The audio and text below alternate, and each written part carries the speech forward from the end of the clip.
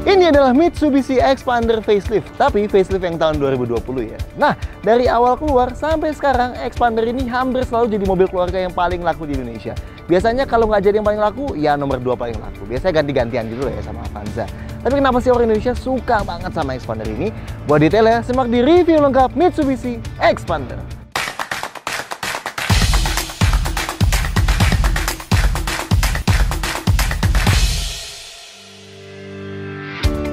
Satu, varian dan warna. Varian Xpander yang facelift 2020 ini ada 4 aja ya. Dari paling bawah ada GLS, terus ada Exit, Sport, dan paling atasnya Ultimate. Jadi yang GLX dulu banget udah nggak ada lagi. GLS, Exit, dan Sport sama-sama ada pilihan transmisi manual dan otomatis. Sedangkan Ultimate hanya otomatis saja ya. Pilihan warnanya buat GLS dan Exit ada 3 aja. Ada putih, silver, dan hitam. Sedangkan Sport dan Ultimate ada tambahan 3 lagi. Coklat, merah, dan warna abu-abu yang baru ada di facelift 2020 ini. 2. Eksterior masih tampan. Kalau kalian bingung, emang di tahun 2020 Xpander sempat ada yang berubah ya? Kayaknya sama-sama aja kayak sebelumnya. Well, emang karena ubahan eksteriornya luar biasa minim. Paling kelihatannya dari depan aja.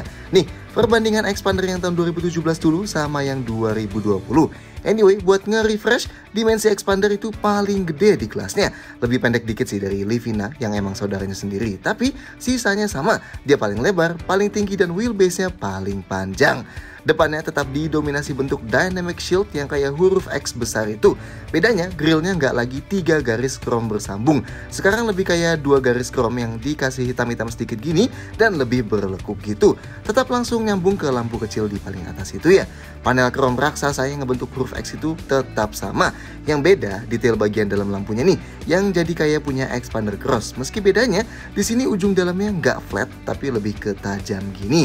Dan bumper paling bawah varian Sport dan Ultimate tetap dapat panel silver yang jadi rumah fog lamp sekaligus ya.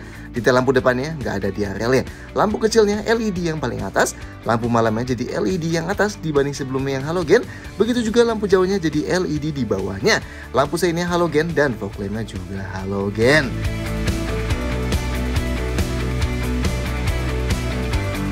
Sampingnya nyaris nggak ada yang berubah dari yang tahun 2017 dulu dengan fender yang mengotak-ngotak itu. Beda paling kelihatan cuma di velgnya aja sih. Modelnya dual tone yang jadi 5 spokes lebih ke kipas-kipasan gini dibanding sebelumnya yang lebih ngerata. Tetap 16 inci ya varian Exit, Sport, dan Ultimate dengan ban 205/55 R16. Kayak sebelumnya kita juga bilang kombinasi ban dan velg ini sedikit kelihatan agak kecil ya buat bodi Xpander yang super bongsor. Sedangkan yang GLS 15 inci lebih kecil lagi. Warna silver aja dengan ban 185/65. Sisanya sama persis nih dari samping. Kayak bentuk jendelanya yang unik itu seakan-akan kayak disambung ke jendela paling belakang. Dan ada list chrome panjang di jendelanya buat varian Sport dan Ultimate. Handle pintunya juga chrome nih, Sport dan Ultimate. Sedangkan spionnya bukan di pilar A ya, tapi di pintu supaya ada visibilitas ekstra. Varian GLS, Exit, dan Sport sewarna body, sedangkan Ultimate chrome gini. Oke, belakangnya. Ini yang ubahannya paling minim dibanding Xpander 2017 dulu. Paling gampang sih sebenarnya lihat kaca belakang dan antenanya ya. Kalau di varian Exit, Sport, dan Ultimate, yang varian 2020 ini kacanya ada garis-garis orange di foggernya. Dan antenanya pakai model sirip hiu gini. Sisanya sama sih dari belakang. Kayak pintu yang kasih bentuk huruf X gitu. Garis hitam yang panjang yang jadi housing reflektor horizontalnya itu. Dan panel silver di paling bawah buat varian Sport dan Ultimate. Knalpotnya kecil ya, ngadep ke bawah di sebelah kanan gini. Detail lampunya, lampu malamnya LED. Sayangnya lampu remnya halogen nih. Dan lampu seinnya juga halogen. Tapi uniknya lampu mundurnya LED nih.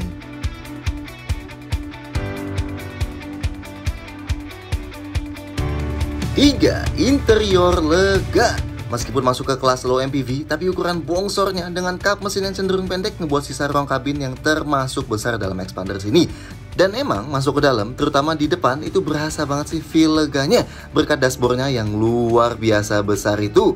Desainnya yang nyambung dari dashboard ke door trim juga nggak ninggalin kesan murah. Dan meskipun lebih gampang kotor, tapi menurut kita kombinasi warna hitam dan beige gini cocok sih buat mobil keluarga karena ngasih efek yang kelihatan lebih lega lagi.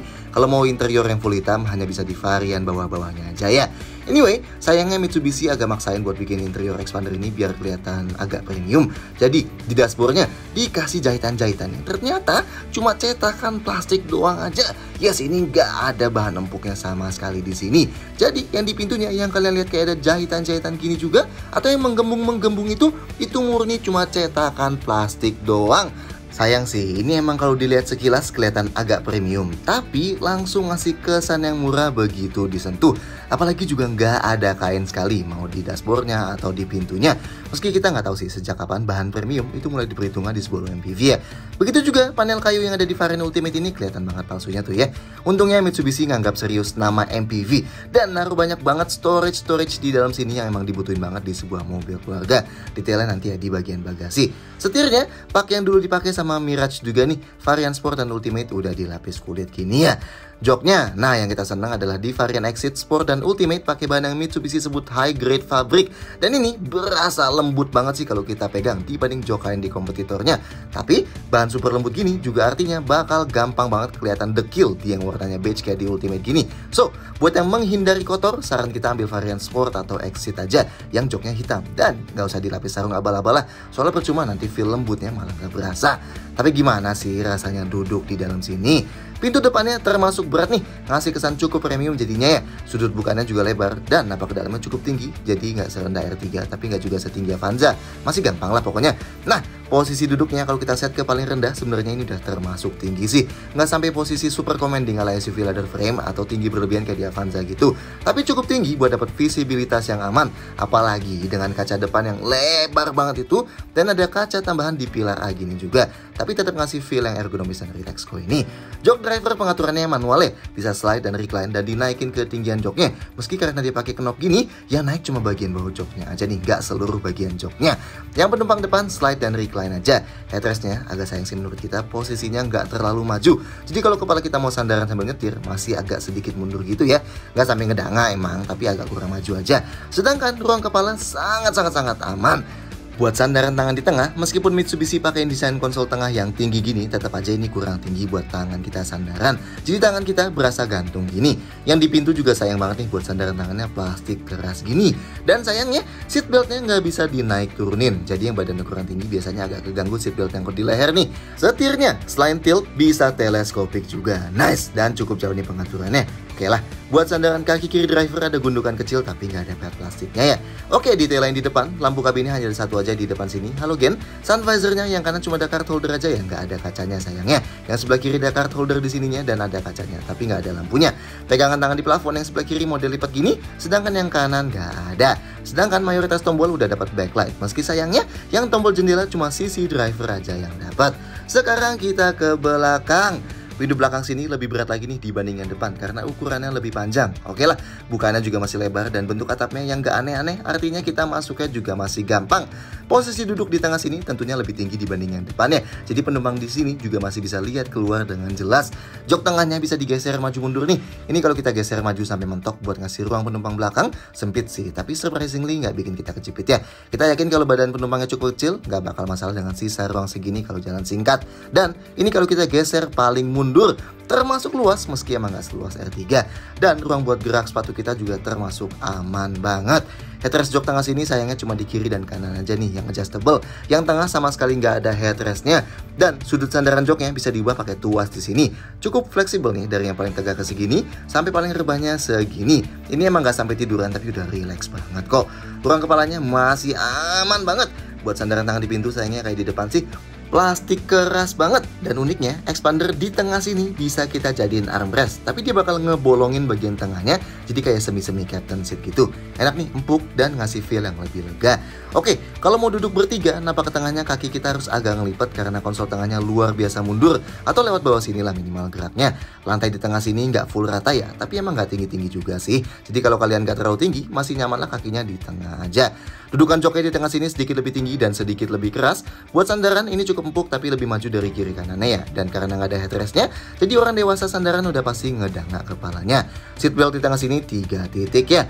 Detail lain di tengah sini, pegangan tangannya di kiri dan kanan modelnya yang lipat dan dua-duanya ada gantungan bajunya nih. Nice. Ada tambahan lampu kabin ya, halogen juga di antara baris kedua dan ketiganya. Double blowernya sayangnya masih model yang nonjol ke bawah gini, tapi ventilasi AC-nya ada 4 sih, jadi bisa bagi-bagi 2 ke tengah dan 2 ke belakang. Oke, sekarang kita ke paling belakang. Kalau dari sebelah kiri sini kita bisa lipat satu aja joknya, pakai tinggal tarik tuas ini aja. Nanti dia bakal langsung terpental gini, one touch tumble, dan kita bisa ke belakang. Kalau dari yang sebelah kanan, one touch tumble juga pakai tuas ini, tapi yang mental 2 jok ya, yang kanan dan yang tengah. Nah, duduk di baris ketiga ternyata not bad sih. Jarak dari lantai kedudukan joknya cukup tinggi, meski emang nggak setinggi di R3 baru. Jadi sudut paha kita meski masih naik, tapi naiknya termasuk cukup minim lah. Artinya kalau kalian di atas 170 cm mungkin bisa lebih cepat pegel kalau duduk buat jalan jauh di belakang sini. Tapi kalau kalian di bawah 170 bakal masih aman banget. Ada headrestnya di kiri dan di kanannya. Sudut sandaran joknya juga bisa diubah nih, cukup fleksibel. Plus bagian bawah joknya ikut gerak juga dan kepisah ya kiri kanannya. Ini yang paling tegak dan ini yang paling rebah. Cukup rileks sih buat baris ketiga. Ruang kepalanya buat kita yang 173 cm, kalau kita senderan udah sangat mepet. Kalau kepala kita majuan masih lumayan sih, meski nggak bisa dibilang lega. Oke, ruang kakinya. Ini kalau jok tengahnya dimajuin mentok, termasuk masih luas banget. Tapi kalau kita mundurin mentok, ya udah nggak muat. Ya kalau majuin setengah masih aman lah. Ruang gerak sepatunya nggak terlalu luas sih, tapi nggak sampai kejepit banget juga. Dan di kiri kanan sama-sama ada buat sandaran tangan yang cukup besar gini. Dan jendela paling belakangnya meskipun nggak segede di R3, tapi udah cukup besar buat ukuran low MPV gini. Jadi nggak ngasih kesan claustrophobic di dalam. Detail lain di belakang sini masih ada pegangan tangan plafon nih dan masih model lipat juga. Nice. 4. Fitur berlimpah. Dibanding expander yang pertama banget keluar, pembeda utama fitur di facelift 2020 ini ada di head unitnya.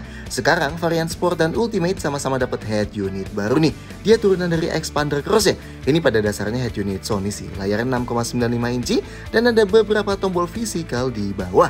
Sayangnya USB portnya langsung di head unitnya dan ada satu lagi di dalam laci sini. Jadi bukan model yang terintegrasi di bawah ya, tuh dikosongin gitu. Padahal di varian Exit dan GLS USB portnya terintegrasi rapi. Nah, dia ada Apple CarPlay dan Android Auto nih.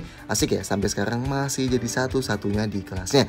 Jadi kalau kita koneksiin iPhone atau HP Android kita pakai kabel, nanti bisa pakai aplikasi kayak Google Maps, Music, Waze, Spotify dan lain-lain.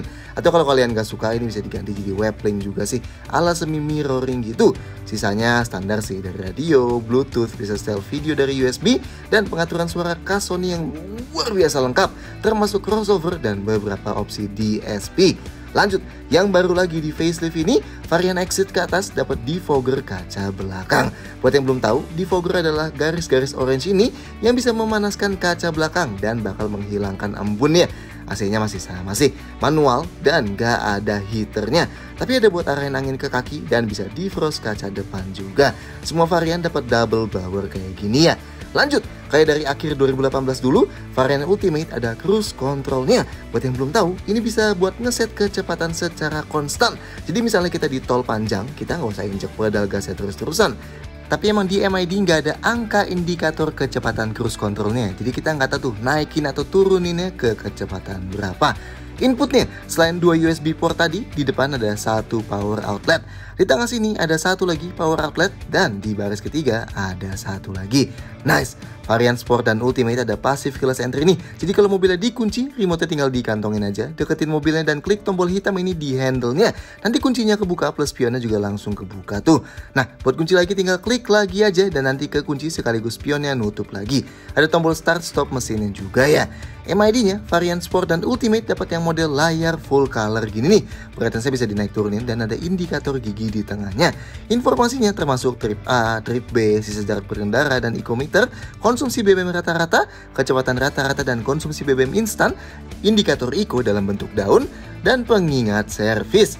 Dia juga ada menu rahasia yang bisa kita masukin kalau lagi di gigi P dan tarik rem tangan. Di sini kita bisa ubah setiap indikator tadi, bakal otomatis reset di tiap trip, atau kalau kita set manual, bisa ubah satuan unit, ubah temperatur dari Celsius ke Fahrenheit, ubah-ubah bahasa jadi yang cukup banyak nih pilihannya.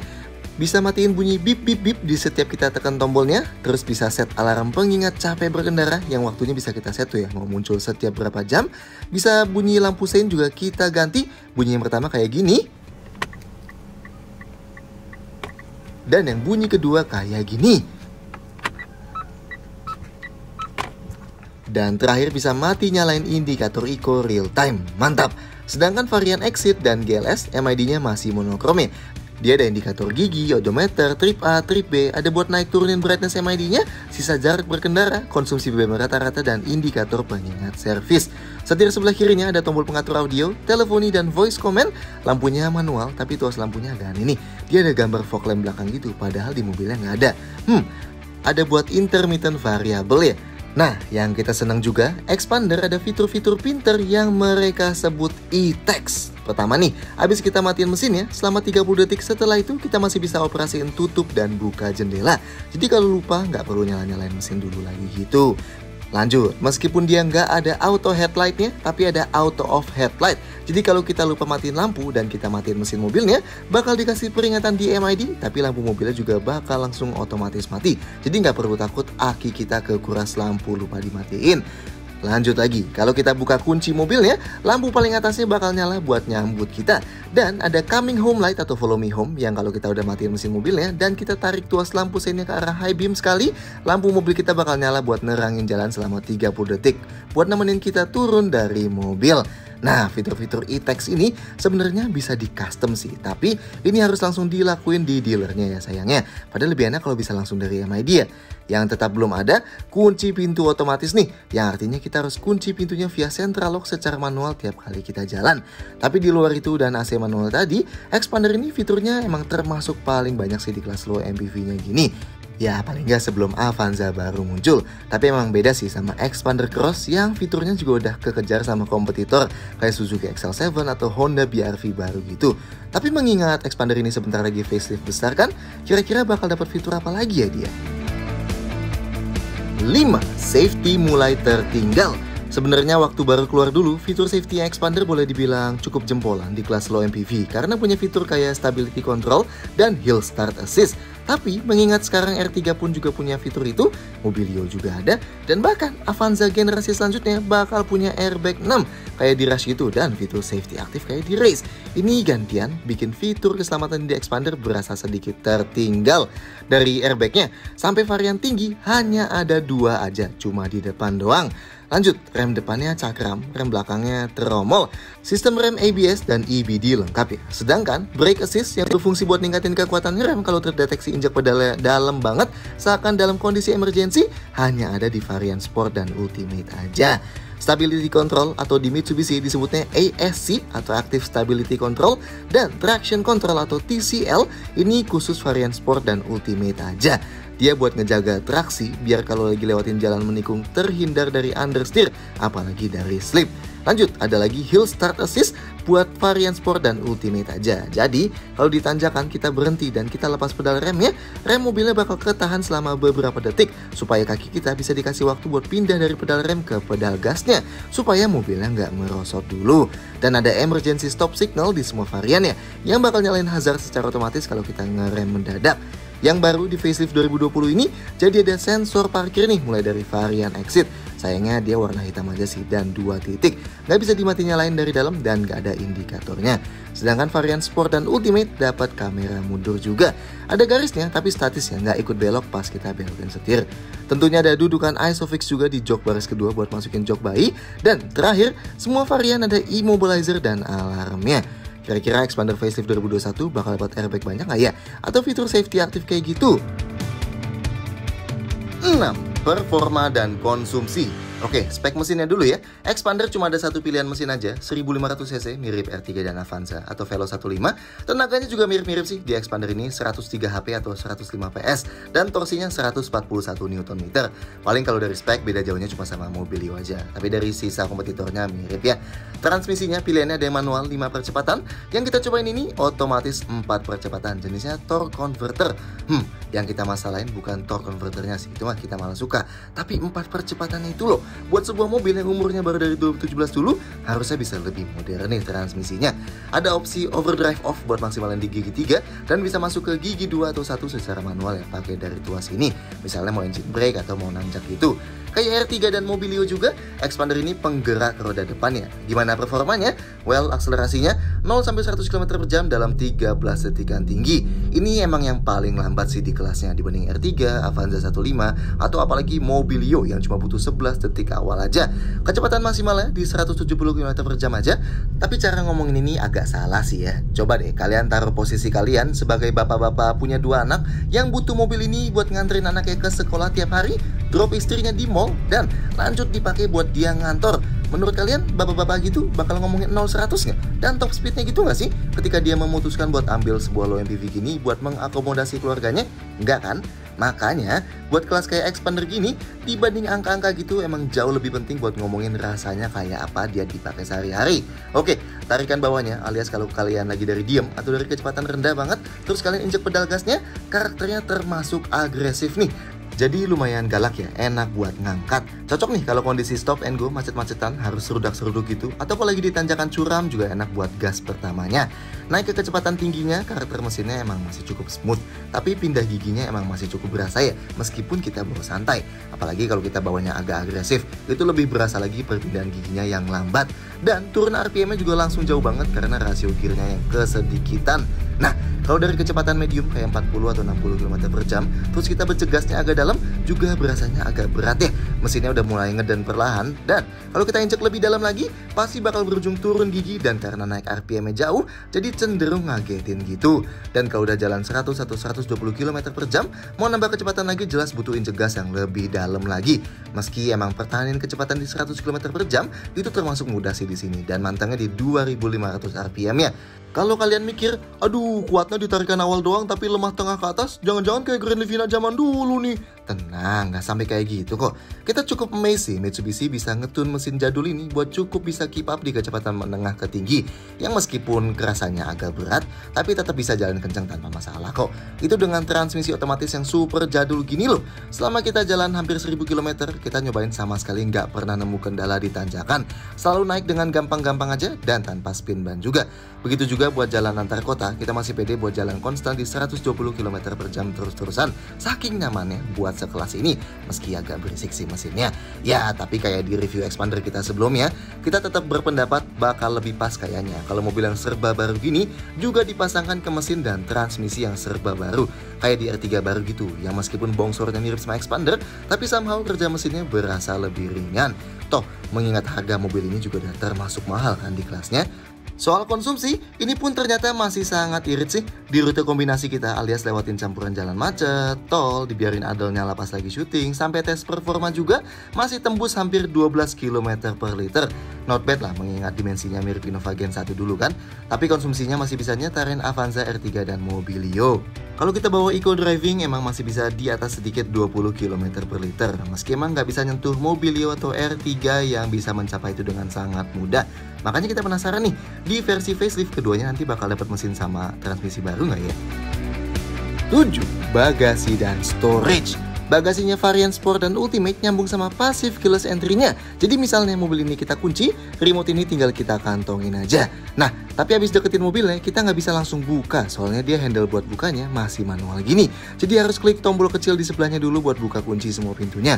Nah, kalau udah, baru dia buka bagasinya. Ini bagasinya kalau semua jok lagi dibuka. Not bad sih, cukup luas juga. Bibir bagasinya termasuk sangat mengotak, jadi gampang buat masukin barang yang lebar. Meski bibir lantainya termasuk cukup tinggi dari tanah, jadi agak PR kalau mau angkat barang yang berat-berat banget. Lantai bagasinya rata nih sama bibirnya, jadi kalau mau keluarin barang dari dalam tinggal ditarik aja. Detail di dalamnya, sebelah kanan sini ada lubang cukup dalam nih, dan ada kompartemen buat nyimpen dongkrak dan toolkit. Rapi nih. Sebelah kiri juga ada lubangnya gini, dia nggak ada lampu bagasi tapi ya. Di bawah lantainya yang ternyata masih fleksibel banget nih bahannya, ada 3 kompartemennya yang cukup besar dan dia kepisah-pisah gini. Kalau menurunin ban serep, tinggal buka ini dan puter-puter aja. Bannya ada di bawah mobilnya ya. Nah, karena sudut sandaran jok paling belakang bisa diubah-ubah, jadi kita bisa sesuai nih. Kalau joknya kita buat paling rebah, ruang bagasinya jadi yang paling sempit tapi penumpangnya jadi enak. Kalau joknya dibuat paling tegak, bagasinya jadi luas tapi penumpangnya nggak enak. Oke, kita tes koper ya. Koper medium kita masih bisa ditidurin gini nih kalau jok belakangnya dibuat paling rebah sekalipun. Tapi kalau mau kita berdiriin, joknya harus dibuat lebih tegak dulu. Dan ini nggak bisa ke arah luar gini ya. Kalau koper raksasa kita jelas harus bikin tegak dulu joknya baru bisa muat. Tapi tiduran gini aja, kalau berdiri udah pasti nggak bisa. Nah, kalau mau luasin kapasitas bagasinya, jok paling belakang ini bisa dilipat dengan konfigurasi 50/50. Bukan pakai tali ini ya, ini buat naikin lagi. Pakainya ini nih ngelipatnya. Jadi kalau kita lipat satu, masih bisa buat duduk satu penumpang lagi di belakang sambil bisa masukin barang yang lebih besar di sisi satunya. Kalau kita lipat dua-duanya, lantainya jadi rata kayak gini, cuma naik sedikit aja di ujungnya. Jadi kita bisa geser barang ke depannya dengan mudah. Nah, kalau mau luasin kapasitasnya lagi, jok tengah bisa dilipat dengan bagian tengahnya dulu aja kayak gini nih. Jadi kita bisa masukin barang yang panjang banget tapi kecil, sambil tetap duduk dua penumpang dengan nyaman di kiri kanan. Tapi ada gundukannya kecil ya. Dan kalau mau kita lipat full, bisa pakai konfigurasi 40/60. Alias kalau kita lipat yang sebelah kiri dulu, masih bisa buat duduk dua penumpang di kanan dan di tengah. Dan kalau kita lipat semua, jadi luas kayak gini nih. Dan ini enaknya, lantainya termasuk rata ya, gak ada jeda. Jadi kita bisa langsung geser barang ke depan aja. Ya di depan nanjak sedikit sih, tapi gak masalah kok. Bisa lah buat naruh kasur atau buat tiduran kayak gini. Buat tutup nih ada handle-nya lagi nih di sebelah kanan. Dan bisa langsung kunci semua pintu lagi pakai tombol yang kecil tadi ya. Dan ini sisa storage di dalam kabin.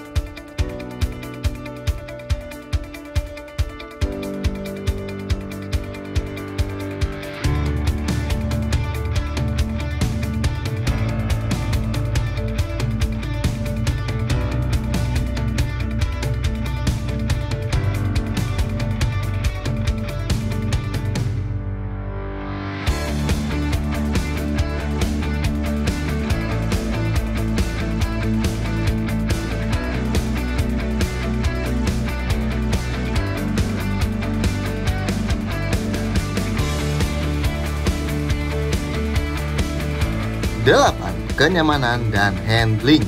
Oke, simpelnya kalau dikasih deretan pilihan low MPV dari Avanza, Xenia, R3, Mobilio, dan Expander ini dan disuruh buat pilih jalan keluar kota, kita bakal pilih Expander ini karena kenyamanan yang luar biasa buat sebuah low MPV. Ya, atau R3 juga boleh sih, tapi you get the point lah. Dari suspensinya dulu ya, karakter bantingan Expander termasuk ke empuk. Bahkan kalau penumpangnya sendiri atau berdua juga udah kerasa empuknya dibanding di R3 yang baru mulai berasa nyaman banget kalau start duduk berdua atau bertiga gitu. Ini artinya kalau kena polusi tidur atau jalan berlubang, rasa mantulnya dia bikin penumpang di dalam bakal tetap terasa nyaman selama kecepatannya masih masuk akal ya.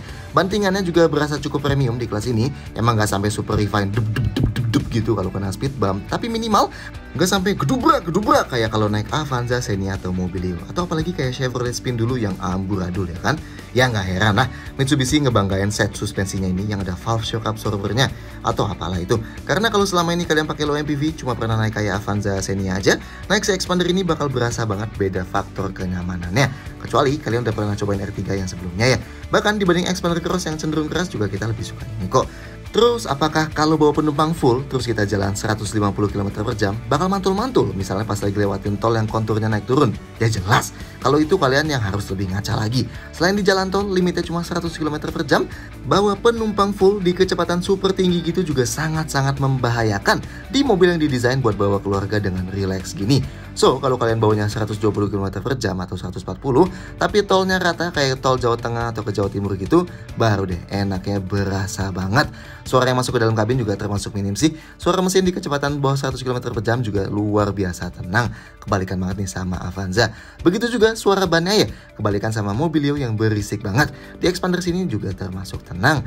Paling yang masih agak masuk suara dari motor-motor di luar gitu. Tapi ini juga nggak lebih buruk dibanding tiap kompetitornya sih. Terus gimana kalau buat nikung-nikung? Well, sesuai dugaan kalian lah, ground clearance di atas 200 mm, suspensi empuk, udah pasti body rollnya cukup berasa lah ya kalau lagi belok-belok, meski emang nggak termasuk parah sih.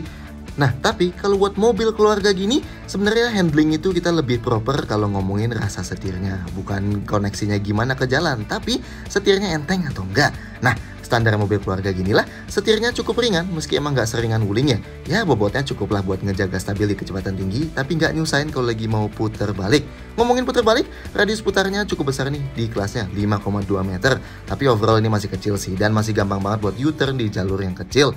So, kalau kalian incernya karakter buat angkut keluarga banget, kayak suspensi empuk dan overall nyaman, Expander ini emang bisa jadi pilihan yang menarik. 9. Detail-detail lain. Kayak dari awal kemunculannya, Expander dirakit lokal di pabrik Mitsubishi di Cibitung ya.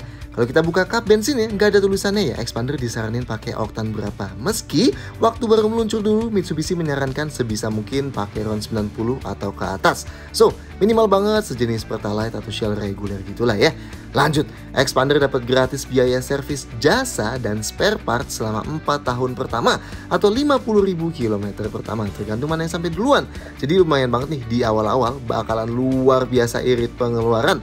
Pas sudah mulai bayar dari 60.000 km sampai 100.000 km, kalau menurut tabel perhitungan di websitenya Mitsubishi bakal keluarin sekitar 10,8 jutaan. Ini sebelum PPN biaya jasanya ya. Ya kira-kira 11 jutaan lah ya keluarnya sampai 100.000 km. Nah, kalau kalian ingat di masa-masa awal Expander sempat ada masalah shock breaker yang cepat bocor dan mesinnya sering idle up alias tiba-tiba naik ke putaran tinggi saat idle atau lagi mau mundur. Mitsubishi bilang problem ini udah diatasin di produksi yang lebih baru. Tapi buat tahu lebih detail soal masalah-masalah minor gini dan solusinya, kayaknya bakal lebih cocok kalau diskusi langsung sama komunitas pemilik yang mereka udah pakai mobilnya jauh lebih lama juga kan. 10. Kesimpulan review. So, Expander, kenapa dia bisa luar biasa laku? Well, kayak yang udah kita jelasin, bentuknya yang cenderung fresh, kabinnya lega, nyaman banget buat dibawa sekedar keliling kota aja atau bahkan buat jalan jauh sekalipun. Fitur yang tergolong banyak, sampai konsumsi BBM yang irit emang ngasih resep perfect buat mobil keluarga orang Indonesia banget. Tapi kita tahu nih pertanyaan kalian, Suzuki R3 juga kayak gitu kok. Tapi kenapa nggak selaku si Expander ini? Sayangnya di Indonesia, produk yang bagus dan cocok dengan selera rakyat aja belum cukup buat bikin suatu mobil jadi konsumsi sejuta umat. Ikutin jejak Toyota dulu dengan Avanza dan Innovanya, Mitsubishi emang ngucurin budget yang luar biasa besar buat mempromosikan Expander ini di mana-mana dan setiap saat juga. Coba kalian lihat juga tuh di setiap tahunnya Mitsubishi pasti ada aja ngeluarin varian baru Expander. Entah itu cuma tambahan aksesoris aja atau ada embel-embel limitednya juga. Karena itu buat selalu menyegarkan ingatan masyarakat sama senjata terbesar mereka ini. Dan emang jadi statement banget kalau Expander is definitely here to stay. Dan jangan lupa juga, kayak Wuling, Mitsubishi nambah jumlah dealer mereka secara gila-gilaan tepat sebelum ngejual Expander ini. Karena mereka bukan cuma sekedar memprediksikan si Expander ini bakal booming, tapi mereka secara aktif membuat itu jadi nyata. Dan kita pun senang sih, akhirnya ada mobil sejuta umat yang bisa ngejar posisinya Avanza. Karena kalau tanpa pesaing yang mengancam-ngancam banget, kita yakin pasar low MPV ini bakal cepat jadi stagnan, membosankan. Makanya, buat Expander bisa ngeset benchmark yang cukup tinggi pun, kita yakin bakal ngebuat Toyota, Suzuki, Honda, dan bahkan Hyundai juga yang bentar lagi terjun ke segmen ini buat ngasih paket yang makin kompetitif dibanding ala kadarnya aja. Meskipun akselerasinya jadi yang terbelet di kelasnya dan harganya juga yang paling mahal di kelasnya, tetap sih Expander ini jadi rekomendasi mudah banget buat kalian para keluarga baru yang bukan sekedar main aman aja dengan mobil di bawah 300 juta, tapi juga memprioritaskan komuter harian yang nyaman. Iya, R3 tetap jadi pilihan yang lebih masuk akal dengan perbedaan harga yang ditawarkan. Tapi kalau emang budget kalian cukup buat Expander ini, well, go for it. Anyway, review ini cuma sekedar pengingat aja sih. Toh sebentar lagi kan Expander facelift Mayor dengan wajah baru dan interior lebih mewah bakal keluar juga buat siap-siap melawan sambutan Avanza dan Veloz baru. So, buat kalian yang lagi cari mobil keluarga, pilihan di akhir 2021 ini bakal makin menarik lagi nih. So, gimana menurut kalian soal Mitsubishi Expander ini? Silahkan sampaikan komentar di bawah, klik like dan jangan lupa subscribe. Sampai ketemu di video-video kayak gini lainnya. See you next time.